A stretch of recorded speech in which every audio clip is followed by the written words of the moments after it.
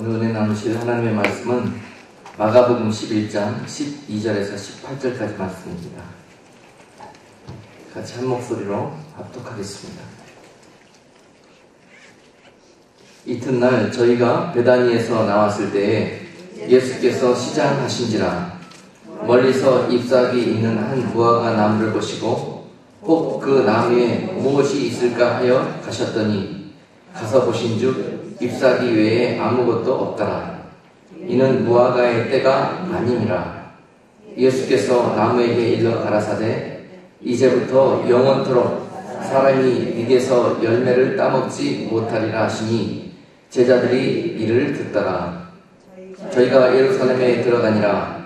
예수께서 성전에 들어가사 성전 안에서 매매하는 자들을 내어 쫓으시며 돈 바꾸는 자들의 상과 비둘기 파는 자들의 의자를 둘러 엎으시며 아무나 기구를 가지고 성전 안으로 지나다님을 허치 아니하시고 이에 가르쳐 이르시되 기록된 바 내 집은 만민의 기도하는 집이라 칭함을 받으리라 하지 아니하였느냐.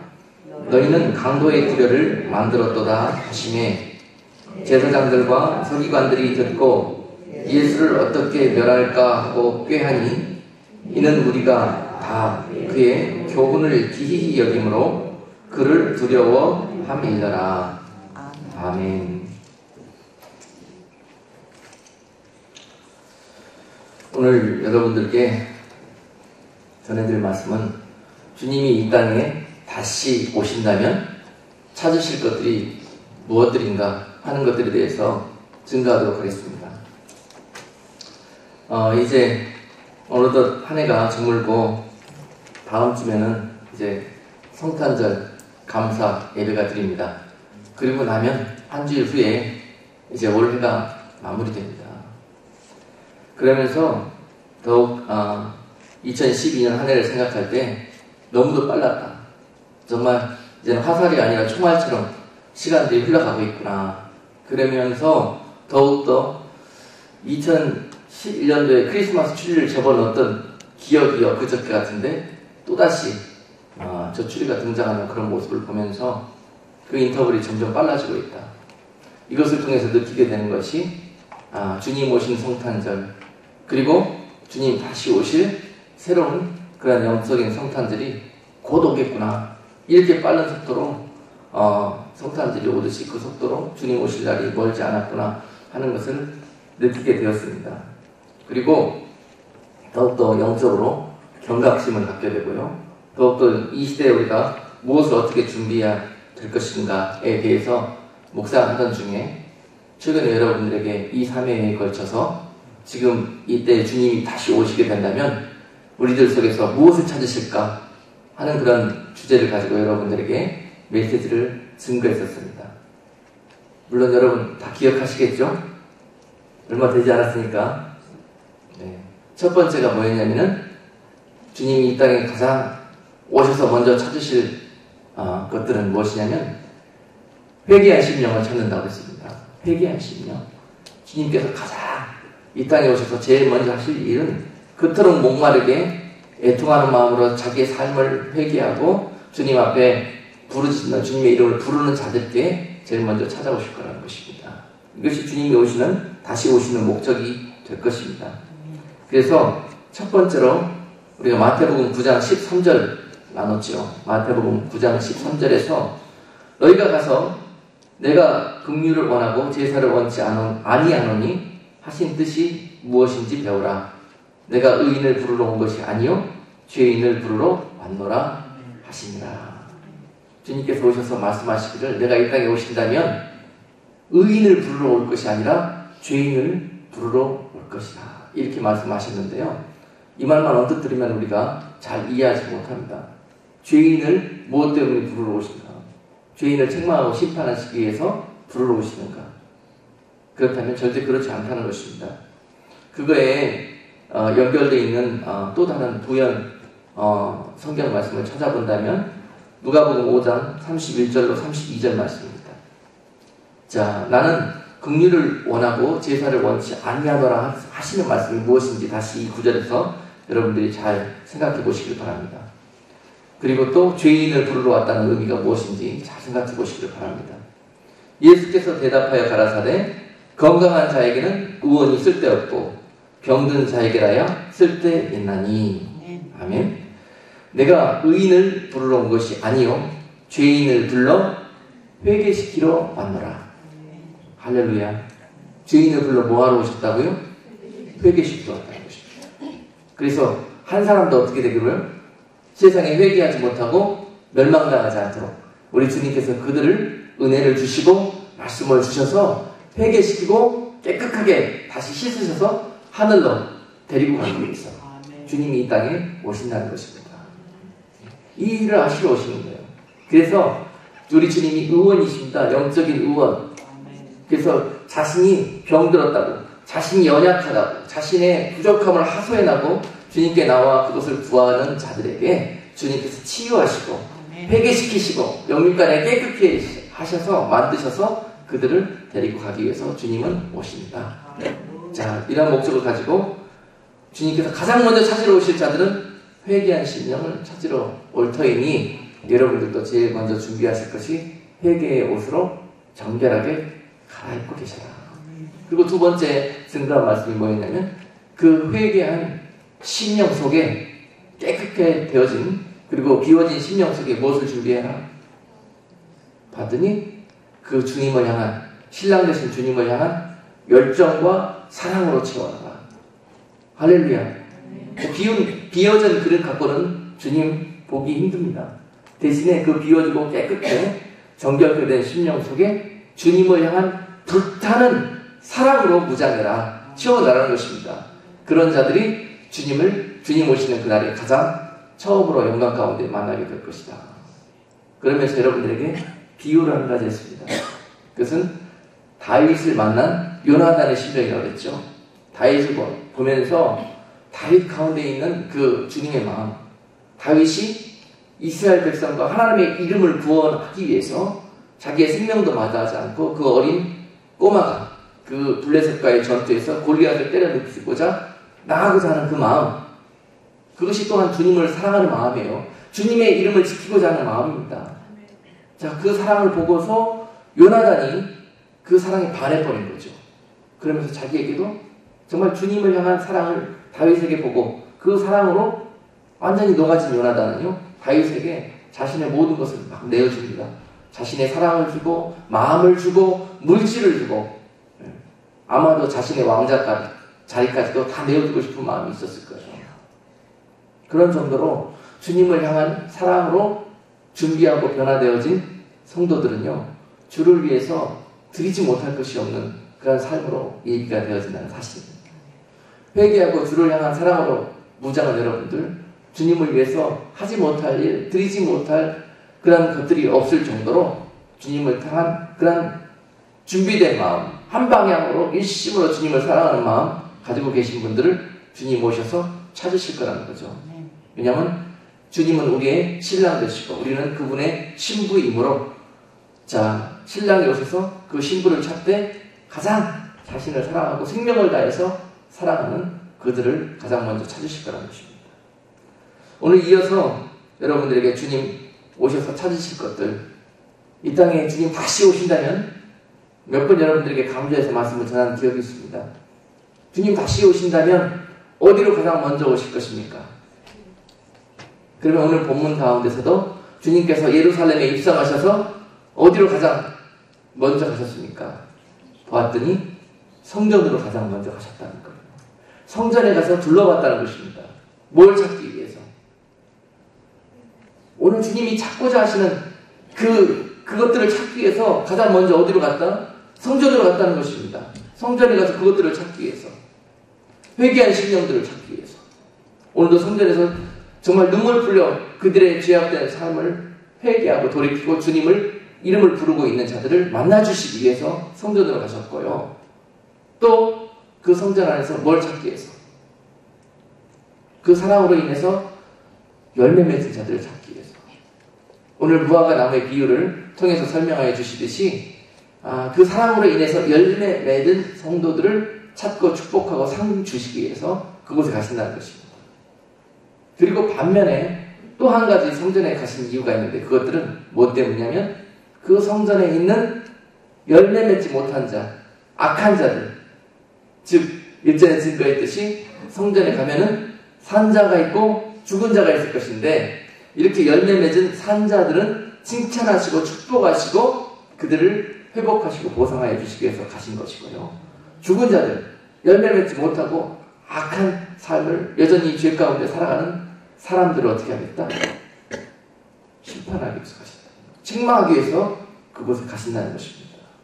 이러한 일들이 주님 다시 오시는 날에 벌어지는데 어디서 벌어질 것이냐 하면은 몸된 교회와 성전에서 벌어지게 될 것이다. 믿는 자들의 회중에서 그 공동체 속에서 이러한 일들이 벌어지게 될 것이다. 아멘. 오늘 본문 가운데서 우리가 이런 것들을 영적인 눈을 열어서 바라봐야 될 것입니다.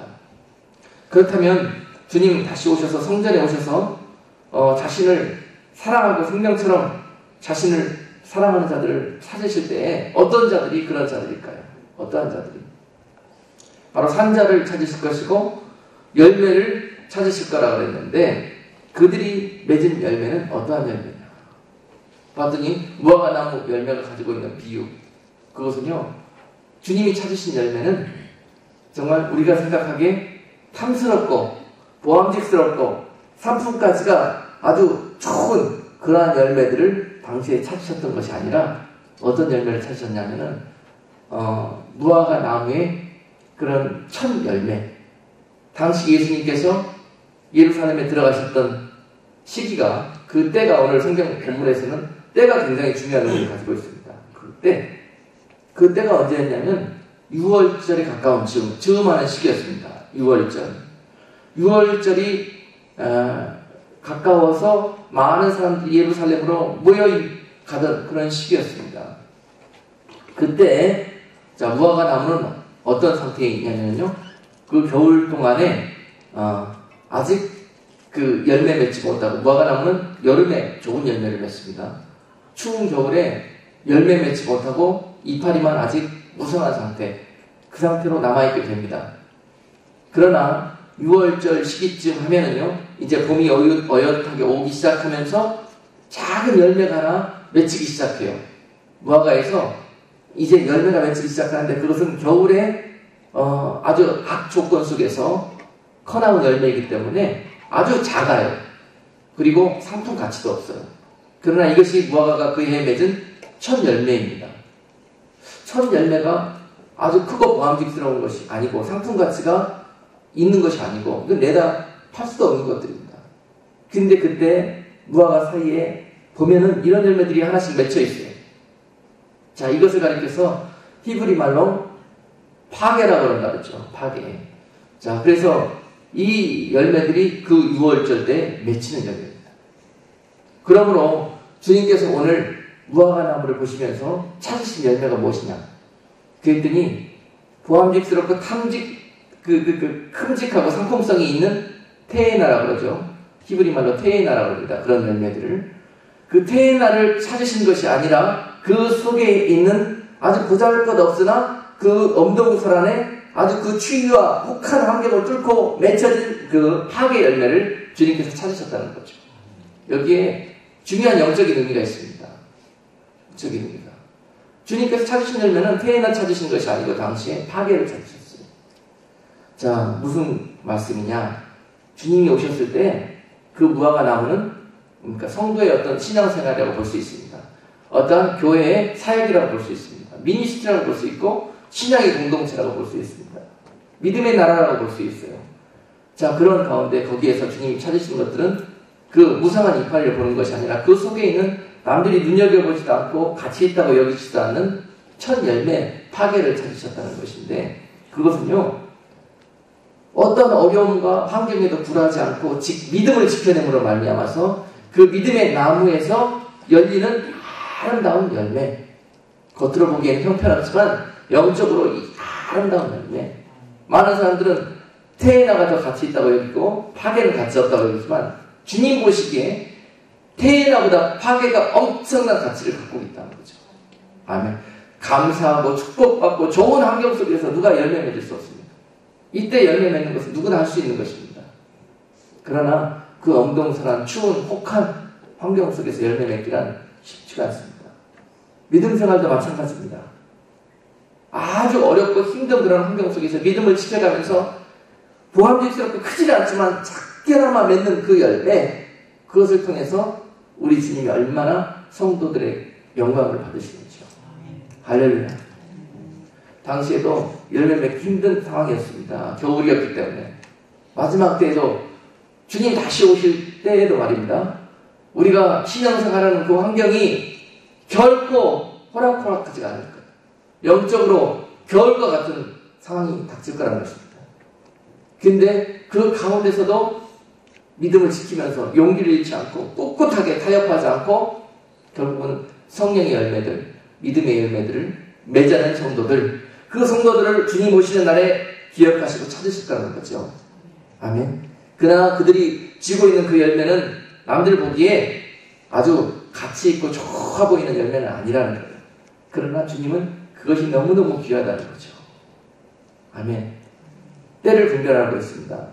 지금 겨울이라고 우리가 열매를 못 맺는다는 시기가 아니라 환경이 이런데 무슨 믿음으로 살아가고 그럽니까? 하고 현실을 타협하고 이렇게 안주하고 좌절하는 우리들의 모습을 기대하는 것이 아니라 주님은 그런 환경일지라도 믿음의 열매들, 성령의 열매들을 그 가운데 우리가 맺을 수 있는 만큼 충성을 다하며 최선을 다해서 맺기를 원하시며 오늘 그러한 자들을 네가 정령코 나를 사랑하고 신뢰하는 자들이라고 축복하시며 말씀하시며 마지막 다시 주님 오시는 날에 그들을 부르신다는 것입니다. 할렐루야. 오늘 본문은 그러한 계획을 가지고 주님께서 무화과 나무를 들여다보셨다는 거죠. 그런데 무화과 성전 길로 오시는 과정 중에서 길에 있던 무화과 나무, 자, 그 나무를 보시고 주님께서 한탄하셨습니다. 왜 한탄하셨을까요? 인방무성이지 안을 들여다봤더니 파괴, 당연히 지금 이때 열매가 맺혀 있어야 되는데 없다라는 거죠. 아마 변명거리가 있을 것입니다. 열매를 맺지 못한 그런 이유가 있을 거예요. 주님 지금 열매 맺어봐야 뭐 팔지도 못할 건데 뭐하러 이거 맺습니까? 주님 뭐 하면서 자기 나름대로 맺지 못한 이유가 다 있을 것입니다. 그러나 주님은 그날 그걸 찾으십니다. 우리가 다른 사람 다 5달란트 받았다고 해서 자, 그 많은 그런 열매 맺고 있는데 나는 1달란트 받았다고 해가지고 그것 가지고 시험에 빠져서 아무것도 맺지 않고 주님 뭐 이대로 받으십시오 하고 그날이 그렇게 드렸다가는 큰일이 나게 된다는 것이죠. 내가 1달란트 가지고 할 수 있는 그 파괴를 우리 삶 속에서 맺으셔야 하는 것입니다. 아멘? 그래서 주님의 이러한 모습을 보면서 너무너무 실망하신 거죠. 너무너무 그것을 영적으로 시장하다고 표현하십니다. 시장하다. 당연히 파괴를 맺어 이 당시에 굶주리고 연약한 자들이 이것을 통해서 먹고 살아야 됩니다. 이 파괴는요 굉장히 중요한 의미가 있습니다. 배부른 자들에게는 이 파괴가 별로 필요가 없어요. 그러나 당시에 가난하고 배고픈 자들은요 이 춘궁기, 배고파서 정말 먹을 것이 떨어지는 이 시기에 무언가 양식이 필요한데 그때 이 파괴가 배고픈 자들에게는 놀라운 능력을 갖고 있습니다. 그들을 살리는 능력이 있어요. 그들은 이것을 길거리에 놓여있는 이 파괴들을 감싸 따먹고 이 시기를 지나갑니다. 주님 보시기에 이것이 얼마나 아름답다는 거예요. 남들은 이것을 아름답다고 하지 않습니다. 그러나 주님은 너무너무 아름답다. 너희들이 맺을 수 없는 환경과 고난 속에서 너희들이 희생할 수 없고 헌신할 수 없고 충성할 수 없는 그런 환경이지만 거기에 굴하지 않고 네가 주님을 사랑하기 때문에 주님을 신뢰하기 때문에 믿는 그 작은 충성과 헌신 그것을 통해서 우리 하나님이 하나님의 나라를 이루어 가시고 잃어버린 영혼들을 회복하시는 놀라운 일들로 쓰시다는 것입니다.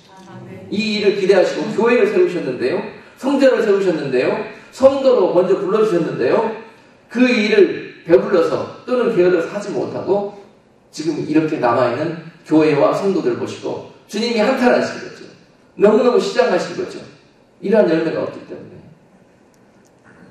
자, 이런 모습으로 주님께서 오늘 무화과에 열매를 줄 때가 아닌데 왜 열매를 찾으십니까? 하고 불평하고 주님께 오히려 반문하는 자들을 통해서 우리 하나님께서 왜 내가 시작한지를 이 말씀을 통해서 우리에게 깨닫게 해주신 겁니다.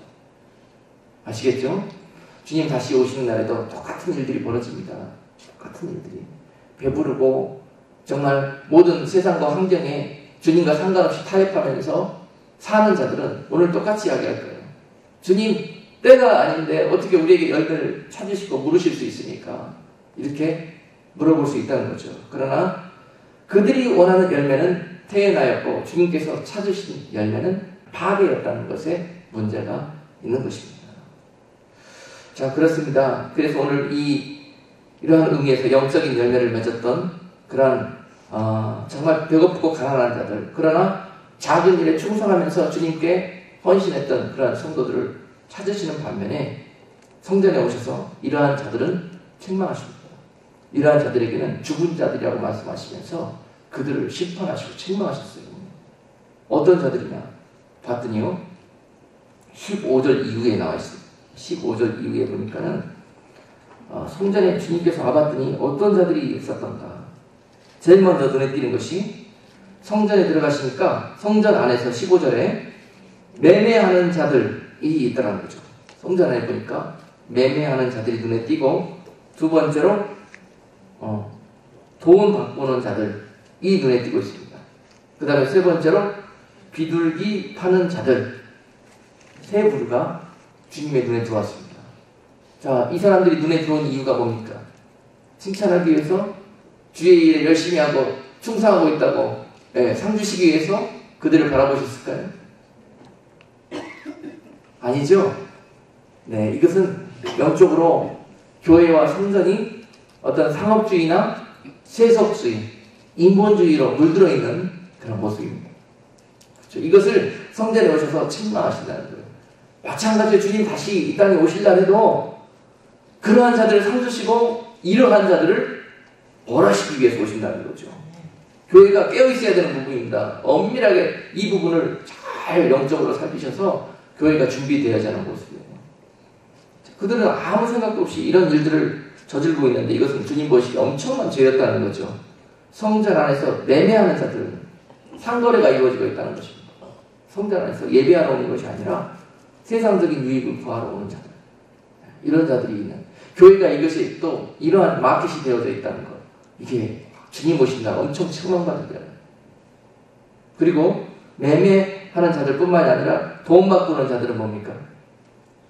예배하기 위해서 당시에 헌물을 드려야 되는데 당시 서민들이 갖고 있던 돈은 로마 식민지였기 때문에 로마 돈입니다. 로마 돈. 근데 성전으로 와서 예배 드릴 때는 하나님께 그 이방 예물을 드리면 됩니까? 안 됩니까? 안 되니까 어떻게 해요?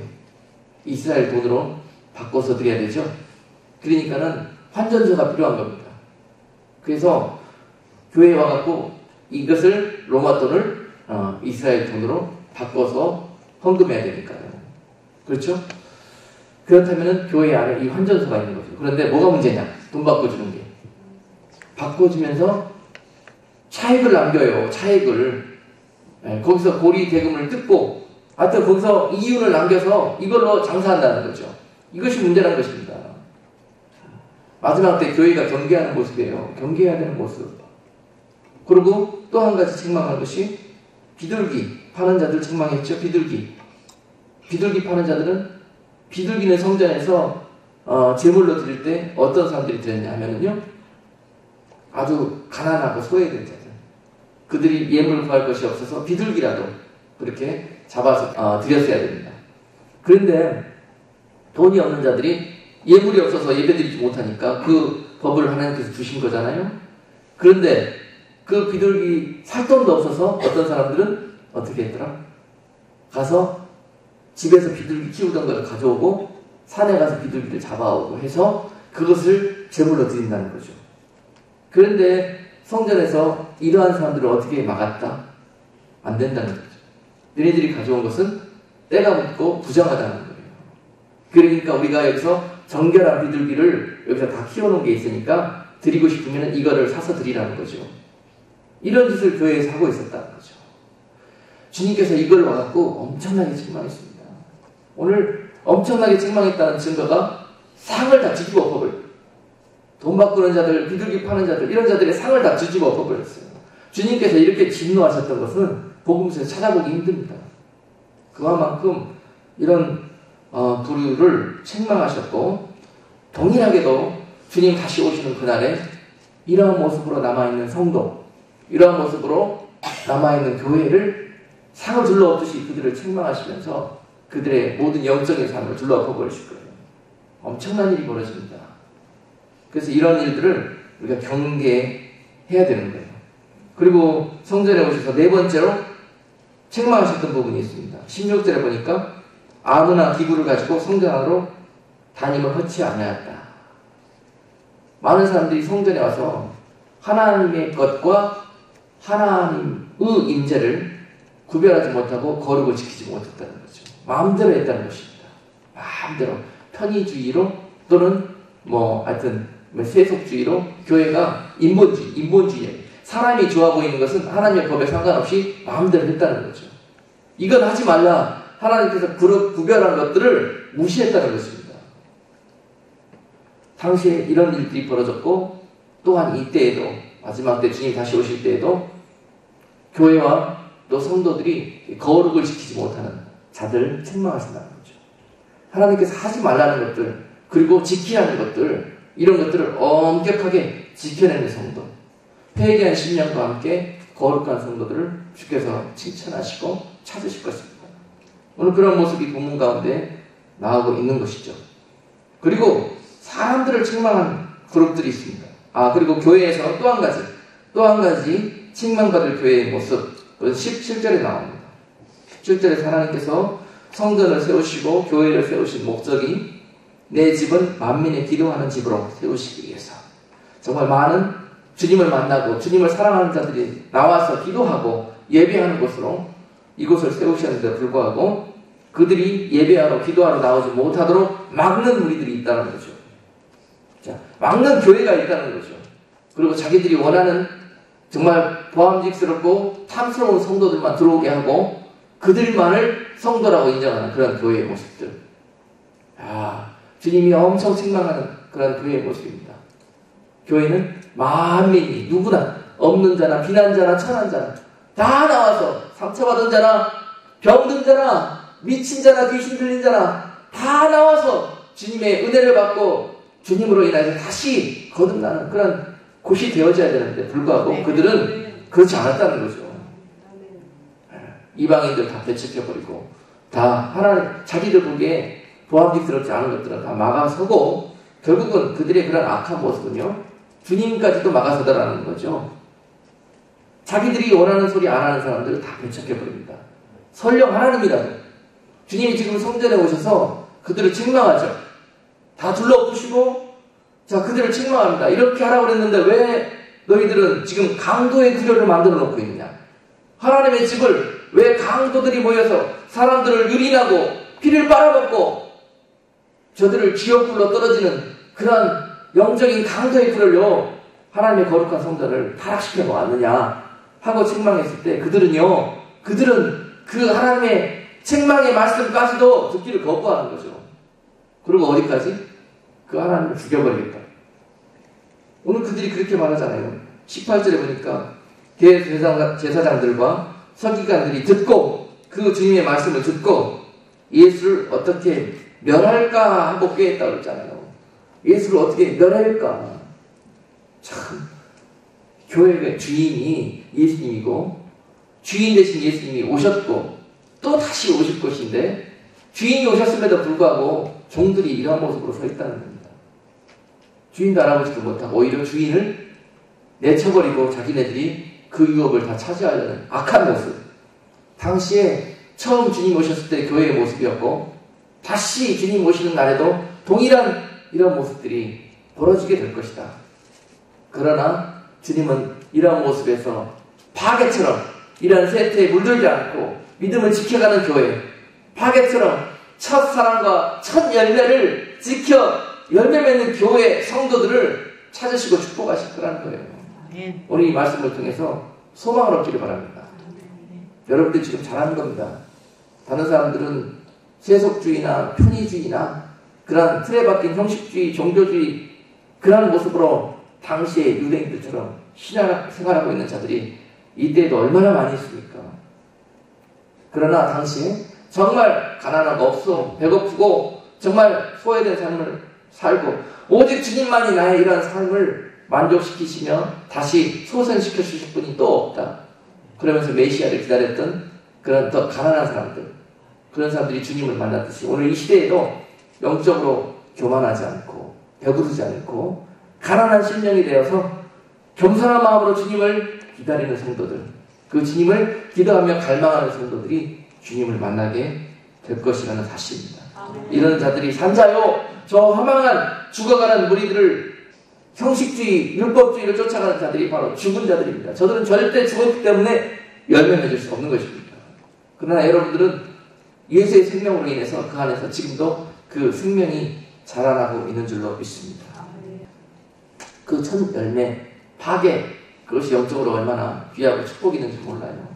다시 한번 힘을 얻으시고 여러분 내려놓지 마시고 포기하지 마시고 끝까지 그 열매가 비록 천하고 작지만 맺히는 그날까지 주님을 사랑하는 그 마음으로 전력 투구하십시오. 반드시 주께서 열매 맺게 해 주실 것입니다. 자, 그런 마음으로 열매 맺기를 소원하는 자들, 그런 자들에게 에베소서 5장 15절로 18절 말씀은 이렇게 말씀하십니다. 그런즉 너희가 어떻게 행할 것을 자세히 주의하여, 어떻게 행할 것을 자세히 주의하여, 이렇게 열매 맺고 이 열매를 지키고자 하는 자들은요, 이렇게 삶을 살아가는 거예요. 너희가 어떻게 행할 것을 자세히 주의하여 지혜 없는 자 같이 말고 오직 지혜 있는 자 같이 하여 어떻게 하라? 세월을 아끼라. 때가 악하니라. 또 때 이야기하고 있습니다. 주님 오시는, 다시 오실 그 때에도 오셨던 그때처럼 때가 악할 거라는 거예요. 때가 악해요. 주님 오실 때가 가까워지면 질수록 때는 악하고 열매 맺기 힘들고 이런 상황이 영적으로 겨울처럼 오게 될 거라는 것입니다. 그럴 때 열매 맺기를 소원하고 주의 성도로 살아가기를 원하는 자들은 어떤 삶을 살아라. 자세히 주의해서 지혜 없는 자 같이 살지 말고 지혜 있는 자 같이 살아라는 것이 첫 번째 권면이었고, 두 번째는 저 어리석은 죽은 자들의 삶, 열매 맺지 못하고 오직 첫 열매 없이 그냥 첫 방으로 그냥 태에나 열매 맺으려고 애쓰는 저런 사람들, 어리석은 저런 모습들 되지 말고 너희는 어리석은 자가 되지 말고 오직 주의 뜻이 무엇인가 이해하라는 거예요. 주의 뜻이 무엇인지를 이해하라. 이 마지막 때 주의 뜻이 무엇인지를 이해하라는 거예요. 어리석게도 일확천금이나 노리고 한꺼번에 정말 하늘의 백성으로 모든 일들이 그냥 뚝딱하고 이루려고 생각하는 사람들 아니라는 거예요. 첫 번째, 첫 한 걸음부터 한 걸음 한 걸음 훈련하고 그것을 이루어가라는 거예요. 겨울이고 삭막하고 한 걸음 한 걸음 믿음으로 살 수 없는 그러한 시대이지만은 포기하지 말고 그 길을 걸어가라는 거죠. 그래서 주의 뜻이 무엇인가 이해하라. 그런 너희들의 모습을 통해서 내가 영광 받기를 원한다는 거죠. 안 그러면 하나님이 첫 방에 그냥 다 줘버리지 왜 그러겠습니까? 하나님을 여러분들이 사랑한다면 그런 것들이 여러분들이 하나님을 사랑하는 표현이 되는 거예요. 무엇으로 하나님을 사랑한다고, 주님을 사랑한다는 표현을 할 수 있겠습니까? 한번 가만히 따져보세요. 여러분들이 무엇으로 주님을 내 신랑으로 섬기며 그 주님을 기다리고 사랑하겠습니다 하는 그 표현을 무엇으로 하실래요? 그 다시 오셔서 그날 우리들을 보시고 너희들을 만나러 오겠다는 그 약속을 믿고 보이지 않지만 그 보이지 않는 시간들을 사랑으로 채워나가는 겁니다. 그것이 방금 이야기한 거예요. 주의 뜻이 무엇인가 그것들을 잘 분별하고 지혜 있게 저 썩어질 자들, 저 없어질, 저 멸망받을 죽은 자들처럼 살지 말고 저 어리석은 자들처럼 살지 말고 오직 주의 뜻이 무엇인지 분별해서 그것을 준비해라. 그리고 18절에 보니까 술 취하지 말라 이는 방탕한 것이니 오직 성령의 충만을 받아라. 할렐루야. 세상 이렇게 허망하고 어리석은 지혜 없는 자들은 어떻게 살아간다고? 술 취한 모습으로 살아간다고요. 때가 악하고 때가 어두워진 이 때에 그들은 시간과 세월을 깨어서 기도하고 준비하지 못하고 술 취하고 세상의 방탕한 길을 쫓아 걸어가지만 너희들은, 너희 산자, 너희들은요 성령의 충만함을 입어라는 거죠. 세상에 취하는 거의 반대가 성령이 취하라고 그랬습니다. 할렐루야. 육으로 사는 자들은 세상에 취하게 돼 있고 영으로 사는 자들은 성령에 취하게 돼 있습니다. 너희들은 절대 그런 망할 방탕한 삶을 살아가는 저들과 같이 뜻을 발걸음 함께 하지 말고 오직 성령의 충만함을 받아라. 오늘 그러한 자들에게 이제 히브리서 5장 13절 말씀은 젖 먹는 자의 단계를 넘어서서 이제 단단한 식물까지 먹는 장성한 자의 신앙으로 너희를 자라게 하실 것이고 견고하게 하실 것이고 선악과 때를 분별할 수 있는 지혜와 능력을 주실 것이고 할렐루야. 그리스도의 도의 처벌을 벗어버리고 죽은 행실을 벗어버리게 하셔서 할렐루야. 결국은 여러분들의 삶을 열매 맺게 해 주실 거라는 것입니다. 자, 우리가 주님 다시 오실 그날에 준비하여 드릴 열매의 모습 마지막으로 여러분께 정리해 드리겠습니다. 갈라디아서 5장 22절과 23절에 있는 말씀입니다. 오직 성령의 열매는 사랑과 희락과 화평과 오래 참음과 자비와 양성과 충성과 온유와 절제이니 이 같은 것을 금지할 법이 없느니라. 아멘. 여러분들이 어때요? 올 한 해 영적인 농사 지으면서 열매로 수확하는 것이 얼마나 힘들다는 거 깨달으셨죠? 무슨 성령의 열매를 어떻게 준비하시는지는 잘 모르지만 여러분 스스로는 아주 잘 아실 것입니다. 그러나 여러분들이 왜 열매 맺지 못하는가 가만히 살펴보면요, 저 어리석었던 자들처럼 한꺼번에 파괴 맺을 생각을 안 하시고 첫 방에 태어나 맺으려고 그러기 때문에 못 맺습니다. 그렇게 생각하지 않습니까? 다 모든 자연 만물과 하나님의 섭리가 다 그 때와 섭리가 있는 거예요. 첫 걸음 없이 둘째 걸음이 있을 수가 없는 겁니다. 근데 모든 것을 다 생각해버리고 바로 결과로 가보려고 하니까 되지 않는 거예요. 농사가 안 됩니다. 근데 하나님 원하시는 것, 여러분들이 태어나 맺어 있는 거 원하지 않는다니까요. 파괴 맺어 놓은 거 그거 하나 가지고 작은 일에 충성하는 그런 모습 하나 가지고 영광 받으신다는 거죠. 성령의 열매 맺는 것도 마찬가지입니다. 오늘 성령의 9가지 열매, 그것을 주님께서 이 땅에 오셔서 성도를 가운데 찾으실 거예요.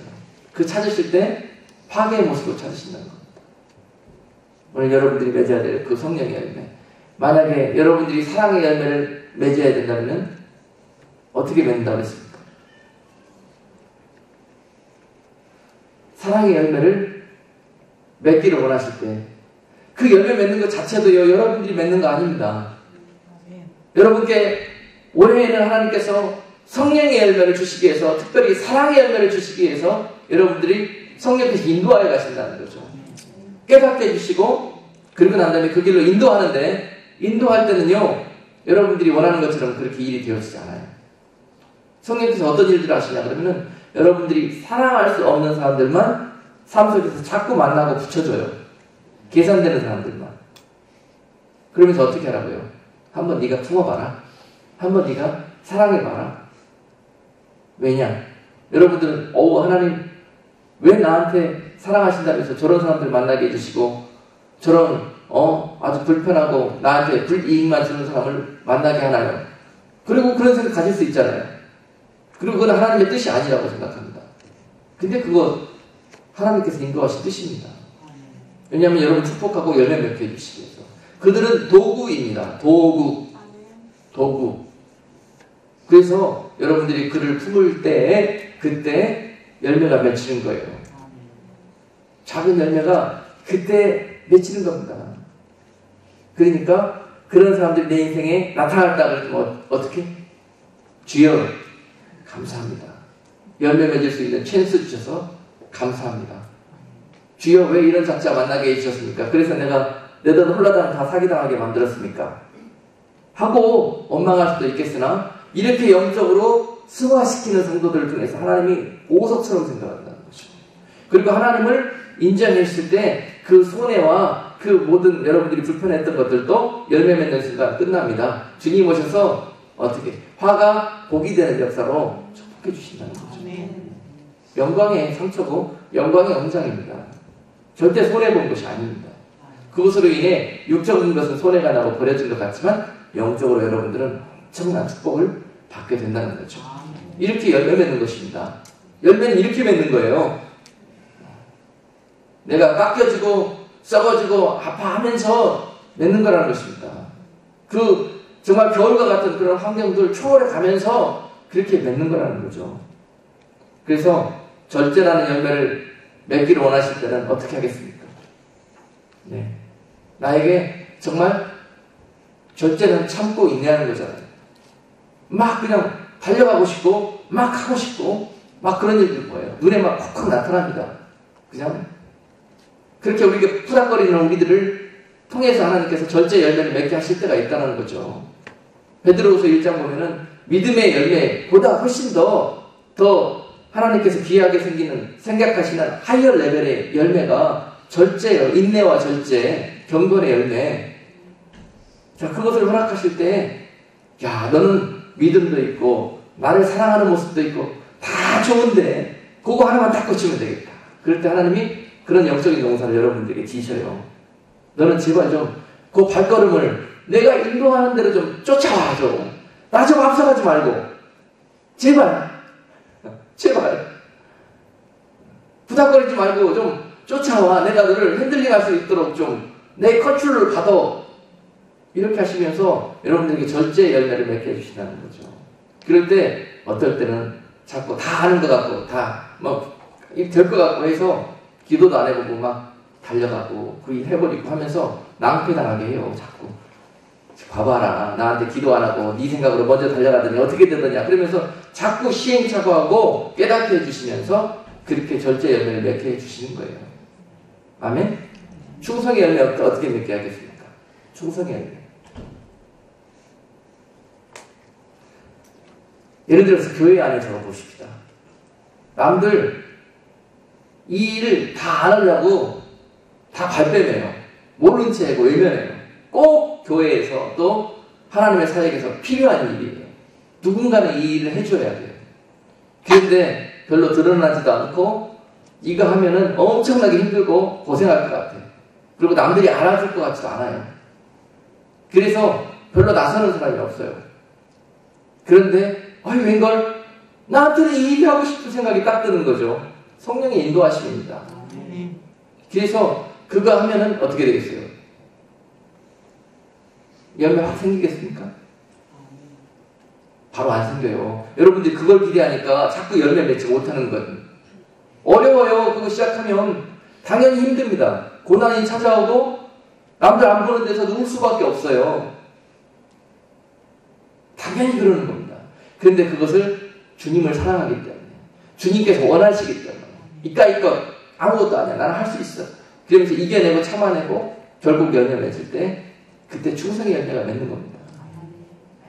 놀라운 이게 하늘의 비밀이 있어요. 그렇게 해서 열매 맺으시려고 하시면은 바로 맺을 수 있어요. 그러나 한꺼번에 그걸 다 이루려고 하시니까 되지가 않는 거예요. 그런데 어떤 분들은 그런 경우 있습니다. 모든 고통이, 고난이 한꺼번에 몰려올 때도 있습니다. 감당치 못할 그런 시험인 것 같은 것들이 내 인생에 벌어질 때도 있습니다. 그럴 때는 어떤 일이 하나님께서 여러분들 통해서 원하시느냐? 일전에 한번 말씀드린 적이 있어요. 온갖 종류의 고난, 이것이 한꺼번에 몰려올 때, 즉 여러분들이 고통 종합 선물 세트를 받았을 때, 이때 이것을 어떻게 받아들이셔야 될 것입니다. 아멘 하셔야 되겠죠? 죽고 싶다. 더 이상 소망이 없다. 이렇게 반응하지 마시고, 이번에 하나님께서 나에게 아예 성령의 9가지 열매를 이 한 사건으로 인해서 이루기를 원하시는구나. 할렐루야. 하나하나 열매 언제 맺느냐? 이 일 한번 이겨내 봐야 되겠다. 내가 어차피 죽기로 작정했는데 죽을 거 뭐 있냐? 한번 죽도록 이 일을 한번 해봐야 되겠다. 이겨봐야 되겠다. 하고 나아가실 때 그분에게 이 모든 9가지 열매 한꺼번에 열리는 그런 축복이 임하게 될 것입니다. 이것으로 우리가 주님을 만나게 되는 거죠. 주님을 사랑하기 때문에, 주님을 내 생명보다 더 사랑하기 때문에 우리가 이런 일을 하는 겁니다. 여러분 뭘로 사랑하는 주님 앞에 사랑을 표현하고 영광을 돌리실 것입니까? 이렇게 하는 겁니다. 이렇게 계산되고 포기해버리고 싶고, 남들도 다 저렇게 하고 있는데 꼭 나만 그렇게 해야 됩니까? 이렇게 원망 불평 해버리고 끝내는 많은 자들이 있지만, 너희는 주의 뜻을 분별하고 지금 때를 분별해서 하나님께서 뭘 원하시는 것인지 제발 열매 맺어서 나 이 땅에 다시 오는 날 내가 너희를 축복하고 내가 너희를 상 줄 수 있도록 너희들이 다시 한번 이 계절에 열매를 맺어봐라. 할렐루야. 오늘 이 말씀을 통해서 귀한 은혜와 깨달음이 있고, 주님 오시는 날에 정말 책망받고 심판받는 자리에 나가는 것이 아니라 정말 주님 오시는 그날에 여러분들의 이름 한 분 한 분을 불러주면서 축복받고 영원한 생명에 나아가는 그런 여러분 모두가 되기를 주님의 이름으로 축복합니다. 기도하겠습니다. 하나님 아버지, 정말 주님 오실 날이 한 걸음 한 걸음 우리 가운데 다가오고 있지만, 많은 자들이 지혜 없고 시대를 깨닫지 못하고 방탕하여서 정말 세상에 술 취해 있고, 정말 주님 오시는 날 속절없이 멸망받을 모습으로 서 있습니다. 교회와 성도들이 말할 것도 없고 세상이 이와 같은 모습으로 물들어갈 때 주님 우리에게 귀한 열매 맺기를 원하시면서, 산자들에게 더욱더 성령의 충만한 은혜를 주시면서 이 일을 원하십니다. 주의 뜻이 무엇인지 분별하게 하여 주옵소서. 오늘 주님 오시는 날 우리는 산자로 주님을 뵙기를 원하고, 아버지 주님께서 원하시는 그 아름다운 열매 맺어서 주님 앞에 영광 드리는 교회가 되기를 원합니다.